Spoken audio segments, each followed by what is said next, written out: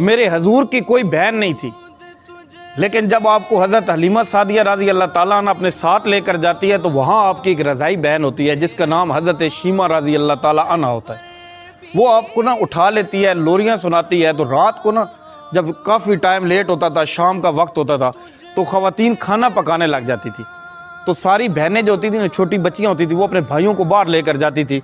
तो वहाँ पर ना हर बहन कहती थी मेरा भाई अच्छा है, हर बहन कहती थी मेरा भाई अच्छा है। तो बहनों के लिए भाई तो वैसे ही बड़े कीमती होते हैं, अनमोल होते हैं। तो जैसे ही ना हज़रत सीमा रज़ी अल्लाह ताला अन्हा आप जाती थी ना, तो आप दूर से ही पुकारती थी। आप फरमाती थी कि मेरा भाई जो है वो सबसे अच्छा है, तो सबकी नज़रें झुक जाती थी। वो बच्चियाँ कहती थी हम तो वैसे अपने भाइयों का मुकाबला कर रहे हैं, आपके भाई का तो किसी के साथ मुकाबला नहीं है। फिर काफ़ी वक्त गुजरता है तो हजूर ना मक्के चले जाते हैं और हज़रत शीमा का भी कहीं निकाह हो जाता है, कहीं शादी हो जाती है किसी कबीले के अंदर। तो आप ना नबूवत का ऐलान करते हैं और नबूवत के ऐलान के 13 साल बाद मक्के के अंदर जब होते हैं, 13 साल का वक्त गुजर जाता है, तो वहाँ पर आपकी जंग हो जाती है एक कबीले के साथ। तो वो कबीला हज़रत शीमा रज़ी अल्लाह ताला अन्हा भी उस कबीले के अंदर रहती होती हैं। तो जब जंग होती है तो आप ना उनके काफ़ी सिपाही जो हैं वो मार देते हैं। जब मार देते हैं तो कुछ पकड़ लिए जाते हैं, सहाबा पकड़ के ले आते हैं।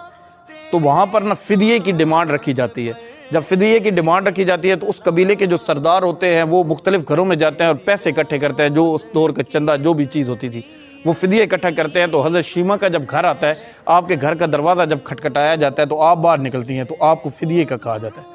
तो आप पूछती हैं कि ये फ़िदिया किस चीज़ का है?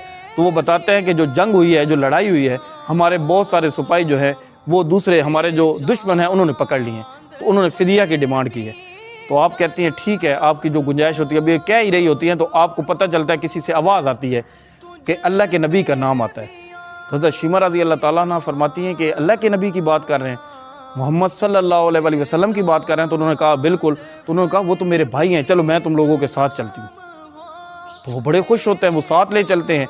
तो वो उस टाइम मदनी दौर चल रहा होता है, हजूर मदीना के अंदर होते हैं।